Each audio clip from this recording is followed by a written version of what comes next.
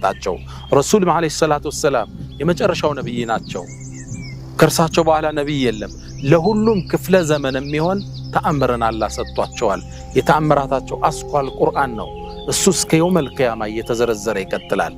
ከዛ በተጨማሪ በህይወት ቆይታቸው በርካታ ተአምረን አላህ በእጃቸው ላይ እንዲከሰት አድርጓል የሰሃቦችን ኢማን ይጨመረ ከሃዲያን ለኡነት እንዲንበረከኩ ያደረገ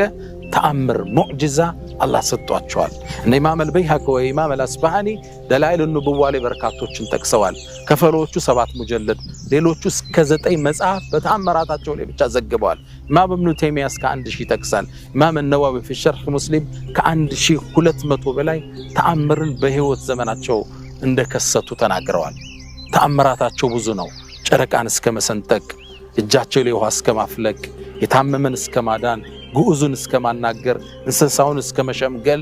ተአምራታቸው ብዙ ነው ዛሬ አንድ የተአምራታቸውን ሌላ ገጽ እንገልጣለን ነገሩ እንዲህ ነው ነብዩ አለይሂ ሰላቱ ሰላም ሁሌም መስጂዳቸው ላይ ኹጥባ ሲያደርጉ ሲደክማቸው ራሳቸው የሚያስጠጉበት አንድ የቴምር ቁራጭ ዛፍ አለ ሁሌም ኹጥባ አድርገው እሱ ይደገፋሉ በዛን ዘመን ቤቶች የሚሰሩት ከቴምር ዛፍ ከቴምር ቅጠል ከሳሮች ከጭቃ ከድንጋይ ነው የሚሰሩት መስጂዱም የተሰራው በዛ መልኩ ነበር ታዲያ አንዲት ሴት የአንሷር ሴት የአላህ መልእክተኛ ድምጽ በደም እንዲሰማ ሁሉም እንዲያይ ለምን ሚንበር አልሰራልህ ማለቻቸው እኔ ዘንድ አንድ ባሪያ አለ ቆንጆ አናጺ እሱ ይስራል አለቻቸው መልእክተኛው ሐሳቧን ተቀበሉት እሺ አሉ በሚቀጥለው ጁምዓ ሚንበር አሰርታ መጣች